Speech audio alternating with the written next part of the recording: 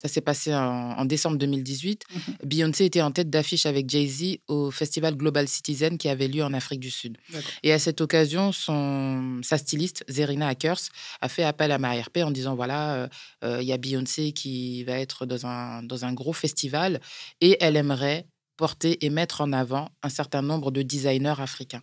Et donc, du coup, apparemment, mes t-shirts ont plu. Et Beyoncé a porté son attention sur 2 de mes t-shirts. En fait, il faut savoir que Beyoncé, elle a porté mes 2 t-shirts, mais à 2 temps différents, à Ok. 2 semaines d'intervalle. Mhm. Il y a eu un raz-de-marée de vente sur le site de vente en ligne. Et du coup, j'ai eu un crash sur mon site, tellement il y a eu des ventes et tellement j'ai reçu de notifications. Donc, Bienvenue dans la tribune pour le peuple, l'espace de liberté pour s'exprimer. Ici, votre serviteur Jean-Luc Oumba Bakani. Je reçois aujourd'hui Madame Aïssé Ndiaye, fondatrice de la marque Africanista et du média Histoire d'immigrés. Bonjour Aïssé. bonjour Jean-Luc, Comment allez-vous? je vais très bien et vous? Ça va. Et spécialement aujourd'hui, je vais co-animer cette émission avec une dame exceptionnelle que j'ai déjà reçue dans la tribune pour le peuple, Madame Salimatou Tounkara. Ça va bien? Ça va très bien, Jean-Luc.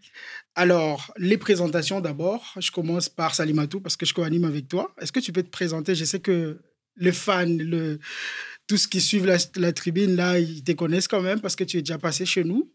Mais est-ce que tu peux te présenter à nouveau? Absolument. Salimatou Ismaël Tounkara. Je suis étudiante à la maîtrise en sécurité internationale à l'ECI, donc l'École supérieure d'études internationales. Et j'ai le plaisir de représenter les étudiants de cycle supérieur à l'Université Laval en tant que coordinatrice aux affaires internes et associatives de l'Allier. Et je reçois Aïssé Ndiaye dans le cadre de la belle programmation qu'on a mis en place dans le mois de l'histoire des Noirs, qui a lieu sur le campus de l'université, donc, qui a lieu du 5 février au 5 mars. D'accord. Avant de continuer, avant de donner la parole à Aïssé, je souligne quand même ce que Salimatou a dit là, qu'Aïssa a été invitée par l'Université Laval via l'association des étudiantes et étudiants de Laval inscrits aux études supérieures, l'AILIE, et pour les activités du mois de l'histoire de Noirs, sa présence au Canada. Aïssé, est-ce que tu peux te présenter également? Alors moi, je m'appelle Aïssé Ndiaye. Dans la vie, je suis créatrice de la marque Africanista, qui est une marque de prêt-à-porter que j'ai fondée en 2014 et qui valorise les cultures africaines et célèbre la mixité culturelle. Et depuis 1 an, je gère un média qui s'appelle Histoire d'immigrés et qui a pour vocation de célébrer l'immigration africaine en France à travers ses enfants et leurs parents. Merci pour cette présentation. C'est ta première fois au Canada? C'est la première fois que je suis au Canada. Ça se passe bien, le Oui, climat? oui, ça va. Le climat, le climat, pas trop, mais non, ça va. Ça va, je m'attendais à pire. Ok. Tu as goûté un peu les spécialités d'ici, la poutine? Oui, j'ai goûté la... C'est correct? C'est correct. D'accord. Ça fait plaisir. Alors, on commence par le mois de l'histoire des Noirs que toi, tu organises, Salimatou, et tu as invité Madame Aïssé pour ça. C'est quoi exactement le menu de ce mois? Oh, le menu est très riche. On a des programmations cinématographiques avec de très beaux films tels que Tirailleurs d'Omar Sy. On a aussi la projection du film Dahomey qui parle de la restitution des œuvres d'art qui ont été spoliées pendant l'époque coloniale. On a eu le 5 février, pour l'ouverture justement de ce mois, le beau film d'Abderrahmane Sissoko, Timbuktu, qui parle malheureusement de l'installation durable dans le décor sahélien des djihadistes qui sont venus. Puis en dehors justement de la programmation cinématographique, on a de très belles conférences. Conférences sur l'entrepreneuriat féminin, dont Aïssé a été une des panélistes, Histoire d'immigrés également. Mais les conférences qui arrivent prochainement parleront de la géopolitique, tension entre le Rwanda et le Congo. Et je vous invite, sujet d'actualité d'ailleurs, et j'invite toute la communauté estudiantine à venir prendre part. Et tous les Congolais et Rwandais. C'est un très bon sujet pour eux. Toute la communauté estudiantine à prendre part au débat. Ça fait plaisir. Alors, on va parler de ce que toi tu fais également, Aïssé. Tu es venue au Canada, c'est correct, mais tu habites en France. Oui. Tu es fondatrice de Africanista. Pourquoi le nom Africanista pour ta marque de vêtements? Alors, Africanista, c'est 3 entités. Il y a le préfixe Afrique, qui est le continent d'où je suis originaire. Je suis française d'origine mauritanienne. D'accord.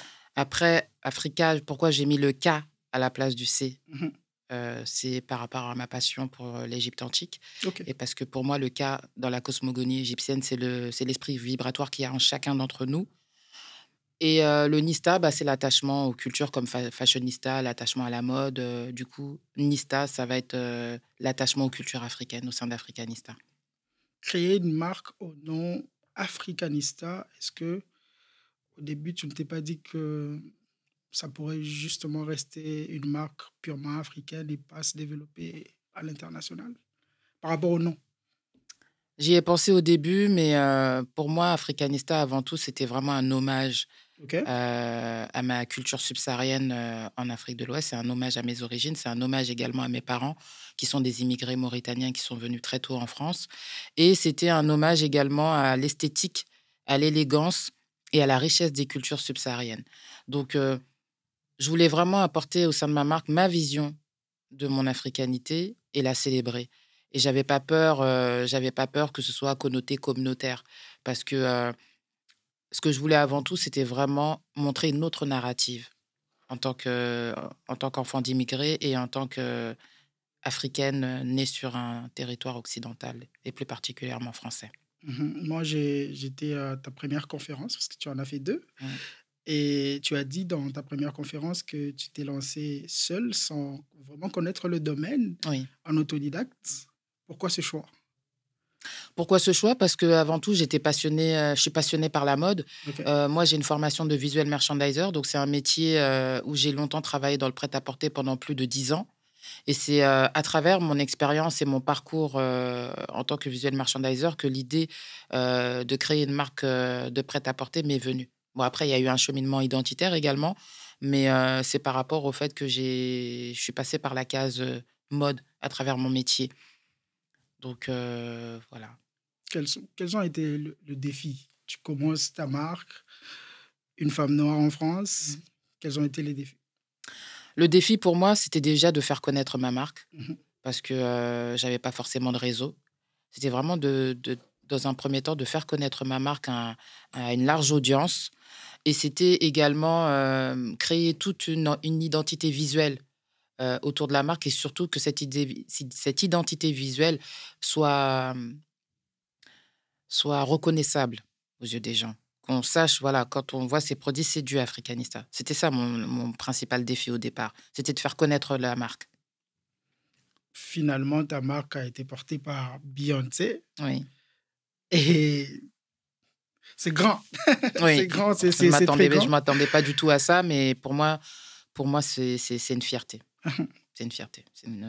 Comment est-ce qu'on se sent quand Beyoncé porte ses vêtements? Pour moi, c'est une certaine consécration. Pour moi, qui suis une créatrice autodidacte, qui a grandi dans un quartier populaire, qui est l'aînée d'une famille nombreuse, qui est banlieusarde, qui est une fille d'immigrés mauritaniens, subsahariens, africains.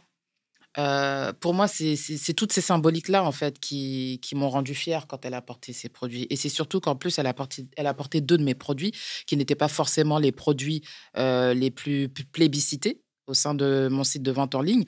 Et elle a porté quand même le t-shirt phare de ma marque. C'est le t-shirt avec la photographie de ma mère dessus. Ok. Donc, pour moi, c'était une belle revanche. C'est le plus beau cadeau pour moi. Voilà. Est-ce que tu te considères comme un rôle modèle aujourd'hui? Tu viens de dire que tu viens effectivement d'une famille d'immigrés mauritaniens, que tu viens des banlieues, que tu es l'aîné d'une fratrie de 14 enfants. Est-ce que tu as le sentiment d'être un modèle pour la jeunesse aujourd'hui? Jeunesse immigrée en France qui peut-être vient aussi du même milieu que toi? Rôle modèle, je ne sais pas parce que... En tout cas, je n'aurais pas la prétention de dire ça, mais je sais en tout cas à mon échelle que j'inspire pas mal de personnes. À l'heure actuelle, je ne peux pas dire encore rôle modèle parce que j'ai encore beaucoup, beaucoup de choses à accomplir. J'ai encore beaucoup de choses à découvrir. Et c'est surtout qu'à l'intérieur et au sein de mes projets, je ne suis pas arrivée je suis pas arrivée au bout de ce que j'ai envie de montrer et de ce que j'ai envie de porter comme message. Moi, je veux faire un peu le Congo, ça, ce qu'on appelle le Congo, ça. Avec Beyoncé, comment ça s'est fait? Alors, il faut savoir qu'à l'époque, moi, ma marque, j'avais une RP, une personne chargée des relations publiques, Anna Touré, et c'est elle qui se chargeait vraiment de l'image de ma marque et de sa diffusion auprès de personnalités publiques et et de faire en sorte aussi de me trouver des points de vente à l'étranger. Donc, du coup, à l'époque, ça s'est passé en décembre 2018. Beyoncé était en tête d'affiche avec Jay-Z au festival Global Citizen qui avait lieu en Afrique du Sud.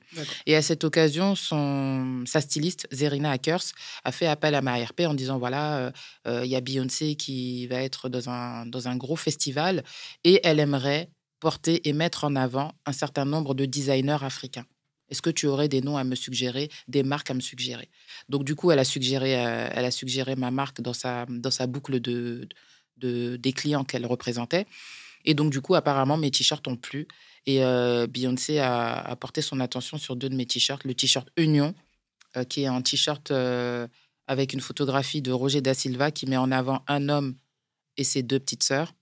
Et le t-shirt Corica, avec la photographie de ma mère et de ma tante qui posaient dans un studio photo sénégalais au début des années 70. Côté vente, c'était comment après? À côté vente, ça a suivi parce que dès le jour où j'ai posté la photo... Parce qu'en fait, il faut savoir que Beyoncé, elle a porté mes 2 t-shirts, mais à 2 temps différents, à 2 semaines d'intervalle. Et donc, du coup, quand j'ai mis la première photo du premier t-shirt, il y a eu un raz-de-marée de vente sur le site de vente en ligne, puisque le même soir, Zerina Akers, elle nous a tagués sur toutes les photos où Beyoncé a porté nos produits. Donc, du coup, c'était le même soir. Et du coup, j'ai eu un crash sur mon site, tellement il y a eu des ventes et tellement j'ai reçu de notifications. Donc, le buzz a duré 1 an, plus d'1 an. Ça a perduré même au-delà du Covid et du confinement. Et oui, ça m'a apporté une belle exposition médiatique, aussi bien sur la scène internationale, même si je vendais déjà mes produits aux États-Unis, mais ça m'a apporté toute une clientèle américaine, internationale, mondiale, qui s'est renforcée avec le temps. Et j'ai eu quand même pas mal de parutions presse, notamment dans le Vogue US, qui pour moi, à mes yeux, est la Bible de la mode. Et pour moi, c'était une fierté de figurer dans ce magazine-là. Tu as déjà sorti combien de collections? Alors, à mon actif, j'ai sorti 4 collections. OK. Est-ce qu'il y en a une 5e qui arrive prochainement? Oui, il y a une 5e qui va arriver cette année pour l'été. C'est aussi pour les hommes, n'est-ce pas? C'est avant tout destiné aux femmes, mais c'est mixte en vrai de vrai. Les hommes, j'aimerais bien porter un t-shirt. les hommes peuvent porter les t-shirts parce que ce sont des t-shirts unisexes. Moi, j'ai vu ça sur Salimatou et j'ai beaucoup aimé. Merci. Il y a un des t-shirts que moi j'aime beaucoup, c'est celui avec les épaulettes. Est-ce que tu peux nous en parler un peu? Alors oui, au sein d'Africanista, j'ai mis en place un concept qui s'appelle la Funky Diva. La Funky Diva, chez Africanista, c'est un peu à l'image de ma mère. C'est une femme confiante en elle et en son style, qui sait d'où elle vient et où elle va, et qui s'affirme dans sa singularité. Et pour moi, les épaulettes, c'est un hommage à toutes les femmes africaines, à toutes les femmes noires, à toutes nos mamans qui ont porté leur foyer sur leur dos, qui font preuve de résilience, de force, de courage, de persévérance, de résilience. Pour moi, ces épaulettes, ça symbolise tout ça. Ce côté qui nous peut. Voilà. Partout où l'on passe, les gens trépassent. C'est ça, les épaulettes Africanista. Et pour moi, ces épaulettes, c'est vraiment un symbole fort au sein de la marque. C'est vraiment l'affirmation de soi pour les femmes. Ça fait plaisir. Aujourd'hui, quel conseil, toi, tu donnes à une jeune femme qui aimerait se lancer en entrepreneuriat? C'est de croire en elle déjà, de croire en elle, de croire en son projet et de faire des recherches. De faire des recherches au niveau de son projet si le projet il est viable. Et surtout, avant tout, d'avoir un why très, très fort. La raison d'être du pourquoi et du comment elle fait ce qu'elle fait. Justement, c'était quoi ton why? Moi, mon why, c'était de valoriser la culture subsaharienne. Okay. Moi, j'ai une sacrée revanche à prendre. Je suis de l'ethnie soninké et je suis née au début des années 80. Et dans les années 80 en France, on a beaucoup fustigé les familles subsahariennes. D'accord. Pourquoi? Parce que il y avait il y avait tous ces préjugés, ces clichés qui entouraient les familles ouest-africaines. Quand on pense à une famille ouest-africaine, on pense à un homme polygame, qui a plusieurs femmes, qui a beaucoup d'enfants, qui ne s'en occupe pas forcément. Moi, je viens d'une famille nombreuse. Je viens d'une famille subsaharienne, mais mes parents se sont toujours occupés de nous. Même ils ont fait des métiers à forte pénibilité. euh, pour mon père et ma mère, l'éducation était au centre. Ils nous ont inculqué des valeurs. Ils ont beaucoup misé sur nous au niveau des études. Et même si je suis l'aînée et que j'ai eu une éducation assez dure de la part de mes parents, je regrette pas leurs enseignements. Je regrette pas aussi la manière dont ils m'ont éduquée. C'est ce qui m'a permis de devenir la femme que je suis aujourd'hui. Et j'avais envie de rendre hommage à cette partie de l'Afrique. J'avais envie de rendre hommage aux Soninké parce que les Soninké ont une grosse histoire dans l'histoire de l'immigration africaine en France. C'est tout ça que je célèbre au sein d'Africanista. J'espère vraiment que tous les Soninké sont fiers de toi. Je l'espère aussi. Mais moi, j'aimerais juste rebondir sur ce que tu viens de dire et par rapport à la question que Jean-Luc a posée.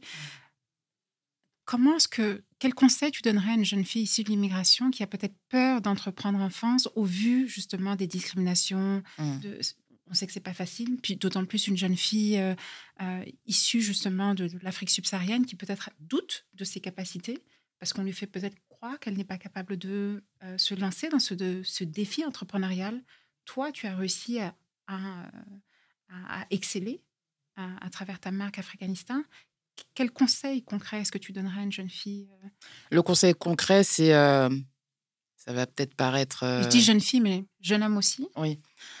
Ça va peut-être paraître uluberlu, ce que je vais dire, mais je dirais à cette personne d'aller chercher la bénédiction de ses parents. Ok. D'aller chercher la bénédiction de ses parents. Parce que, comme le dit souvent mon père, et comme toutes les personnes savent, en tout cas qui me suivent sur les réseaux sociaux, je le dis à chaque fois, la bénédiction des parents, ça lave le chemin. Je pense que déjà, à la base, il faut avoir confiance en soi, mais c'est important d'être bien entouré. C'est important d'avoir un entourage qui back up quand on a des moments de doute et qui nous soutiennent, qu'advienne ce qui arrivera et pourra, en fait. Comment est-ce que tu gères les difficultés de santé mentale quand on est justement traversé par le doute? Quand on est traversé par le doute, déjà, c'est bien de faire des pauses. Okay. C'est bien de faire des pauses, même au sein de son activité. Moi, j'ai fait une pause. Moi, ça fait 6 ans que je n'ai pas sorti de collection. Parce que j'ai fait une dépression, j'ai fait un burn-out et j'avais besoin de revenir à moi. J'avais besoin de reprendre possession de mon corps. J'avais besoin de reprendre possession de mon mental, de mon être. Et pour pouvoir arriver avec une force de frappe qui va faire que, oui, là, l'objectif que je me suis fixé, je vais l'atteindre. J'avais besoin de ce temps de repos. Parce qu'on ne parle pas assez de la charge mentale quand on est entrepreneur. Parce que quand on est entrepreneur, c'est un ascenseur émotionnel permanent. Et si on n'est pas préparé à ça, ce n'est pas la peine de s'engager dans l'entrepreneuriat. Parce que l'entrepreneuriat, ce n'est pas les coupes de champagne qu'on a sur son yacht, qu'on voit sur Instagram. C'est pas ça l'entrepreneuriat. L'entrepreneuriat, c'est de se serrer c'est de tirer les manches et de se dire ouais, j'y vais. C'est un terrain inconnu en fait. C'est un terrain inconnu. On ne sait pas quel chiffre d'affaires on va faire ce mois-ci, le mois prochain. C'est comme ça. Donc le mindset est important. Le mindset est super important. Pour moi, c'est la base. C'est la base et c'est important également, ça je ne l'ai pas dit, mais c'est important aussi d'avoir des fonds. Parce que le frein principal également de l'entrepreneuriat, c'est le frein financier. C'est important d'avoir des fonds. Moi, quand j'ai créé ma marque il y a 10 ans maintenant, je l'ai créée avec 0 € en poche. Ok, comment tu as fait? Avec mes fonds propres. Okay. J'ai tout fait en fonds propres jusqu'à maintenant. J'ai jamais pris de crédit.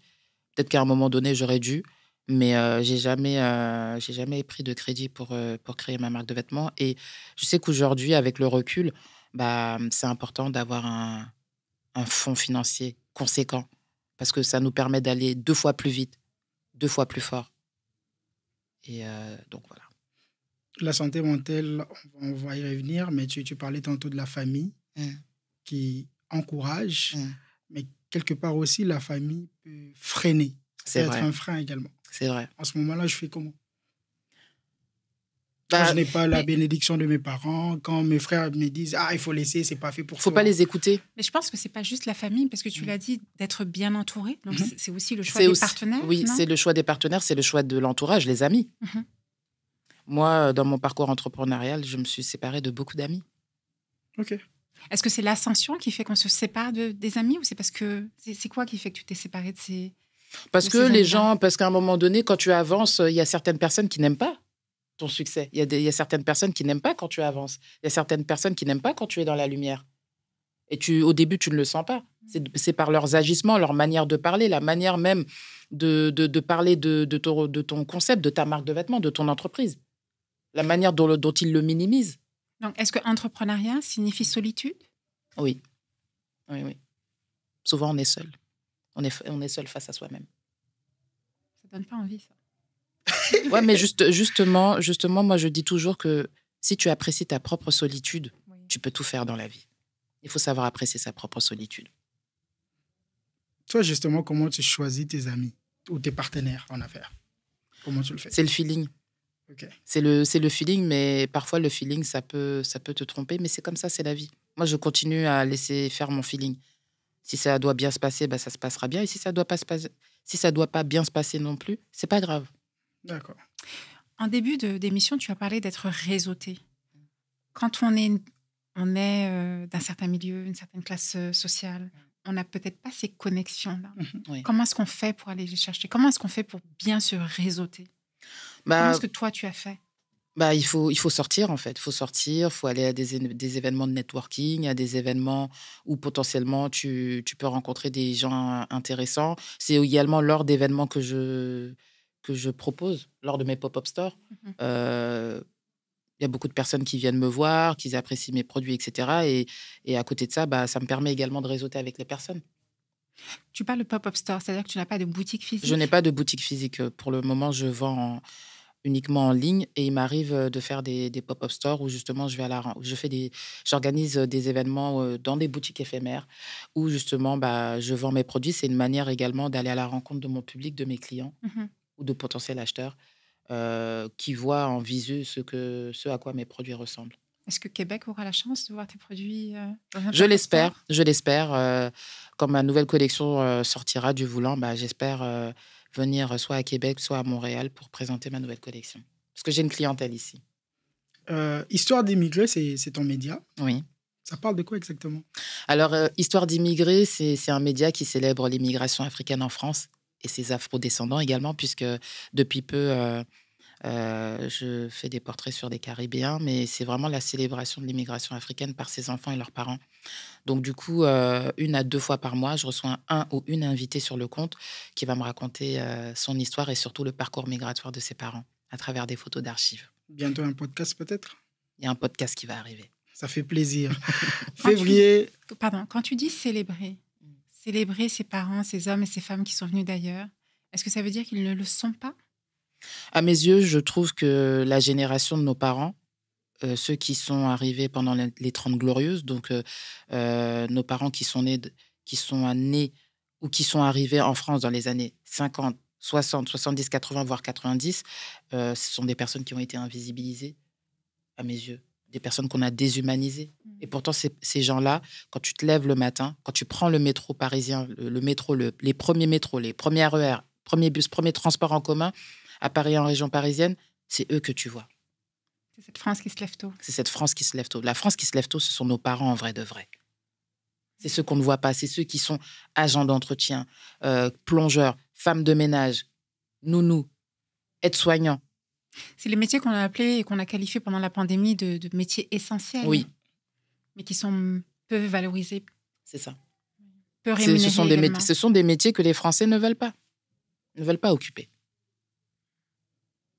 Donc, quand tu te lèves le matin et que tu vois tu prends les transports et que tu vois ces hommes et ces femmes dont mes parents ont fait partie, je me dis, mais ces gens-là méritent un atalakou mondial. Parce que ces personnes-là, ce sont nos parents. Ce sont eux qui se sont levés pour subvenir aux besoins de leurs enfants en France, mais également subvenir aux besoins de leur famille restée au pays. C'est-à-dire qu'ils ont une double charge mentale. Et ces hommes et ces femmes qu'on fustige à travers les médias, comme une immigration qui est venue, entre guillemets, squatter la France, squatter les aides sociales. C'est pas ça que nos parents... c'est pas pour ça que nos parents sont venus. Nos parents sont venus déjà sous le coup de la colonisation. Il faut savoir que l'immigration, quand même, c'est la conséquence de la colonisation. Et qu'il y a eu tout un contexte politique, économique, culturel, racial, social qui a accompagné la venue de nos parents en Europe. Et ça, c'est une histoire de France qu'on ne raconte pas dans les manuels scolaires et qu'on ne raconte pas au sein de la société française. Et je pense que nous autres, enfants issus de l'immigration, c'est à nous de changer la narrative à ce niveau-là et c'est à nous de raconter nos histoires, nos expériences, nos vies à travers nos propres lunettes parce qu'on est en première ligne. Nous, on a vu nos parents dans la fleur de l'âge. On les a vus souffrir. On les a vus courber leur échine. On les a vus également. On a également vu leur santé se détériorer par rapport à ces métiers à forte pénibilité. Et pour moi, c'est super important de leur rendre hommage et de leur donner cet honneur et cette magnificence aussi. Parce que nos parents, peut-être que ce sont de simples citoyens français ou citoyens issus de l'immigration, ce sont de simples immigrés ici, mais au pays, à travers nos noms de famille, à travers notre caste sociale. Ce sont des grands quelqu'un. Ce sont des personnes qui, à eux seuls, font vivre des familles entières, mais font vivre également des villages, font partie de l'écosystème de leur village d'origine. Histoire d'immigrés, c'est un peu une déclaration d'amour à nos parents. Oui, pour moi, c'est ma déclaration d'amour à nos parents. Et c'est la Saint-Valentin hier, c'est vraiment une déclaration. En tout cas, Histoire d'immigrés, franchement, je vais vous dire en toute honnêteté, c'est ma déclaration d'amour à mes parents. Comment est-ce qu'ils ont réagi, tes parents, quand ils ont vu ce projet que tu menais Quelle a été la réception? Franchement, de parler de ça, pour moi, c'est beaucoup d'émotions, mais mes parents sont fiers. Quand sur Histoire d'immigrés, j'avais fait le portrait de mes parents, j'avais raconté leur histoire, et à un moment donné, j'ai fait la talakou sur mon père. Et avant de publier sur Instagram, je lui ai lu cet atalakou. Je lui ai fait écouter l'audio que j'avais fait. Mon père a pleuré. Qu'est-ce que c'est pour nos auditeurs, là, atalakou? L'atalakou, au sein d'Histoire d'immigrés, c'est une déclaration d'amour à ses parents à travers un texte. Okay. Un texte que je demande aux invités de faire sur leurs parents, ce qu'ils pensent de leurs parents.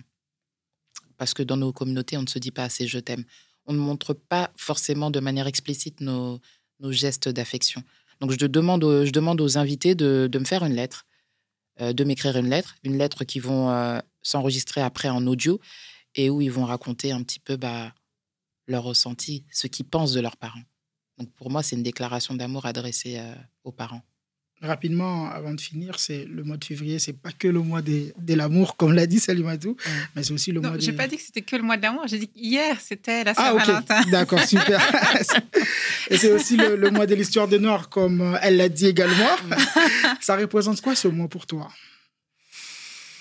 Pour moi, l'histoire des Noirs, c'est super important parce que c'est l'occasion de raconter des parcours d'hommes et de femmes inspirants qui ont changé la narrative, qui ont changé l'histoire à l'échelle mondiale par rapport aux Noirs, qu'elles soient afro-américaines ou même africaines ou afrodescendantes.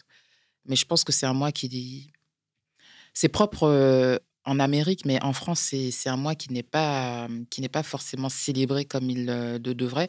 Et je pense que même nous, en France, on devrait avoir un mois sur l'histoire des Noirs. Il y a des initiatives en France, mais je pense que ces initiatives, elles méritent d'être valorisées, visibilisées, et que ça devienne vraiment une nécessité au sein de nos diasporas. Ça fait plaisir. De se raconter sa propre histoire, oui. Mais au-delà de se raconter sa propre histoire, c'est de revisiter le passé commun que nous avons. Passé que nous avons en partage et peut-être arriver à une certaine paix à travers la construction. Pour moi, le mois de l'histoire des Noirs, c'est vraiment un partage culturel, un partage historique.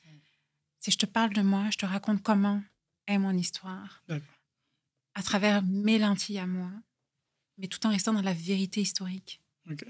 Et puis, pour moi, c'est une manière également, même aux personnes non noires, aussi de connaître nos histoires et d'être sensibilisées à ça.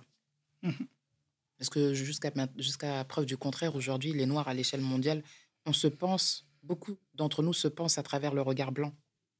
Il faudrait qu'on s'émancipe de ça. Mais c'est en marche déjà. Donc, je suis très contente. Ça fait plaisir. Est-ce que tu as un mot de la fin? Le mot de la fin, c'est aimez-vous. Aimez-vous, croyez en vous. Aimez votre chemin, il est à vous. Et surtout, entourez-vous de bonnes personnes. N'ayez pas peur de sortir de votre zone de confort. Mais surtout, aimez-vous. C'est un beau mot de la fin.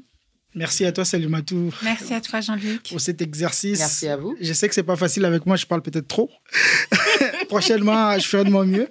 Et merci à toi, Aïssé, d'avoir accepté mon invitation. Merci pour l'invitation. D'accord. C'est un plaisir. Février, qui dit février, c'est le mois de l'histoire des Noirs, comme on l'a dit. Tout au long de ce mois, nous recevrons de plusieurs personnes de la communauté noire qui viendront ici discuter avec nous. Et c'est des personnes très inspirantes. On aura l'occasion de les découvrir. Merci et rendez-vous au prochain numéro.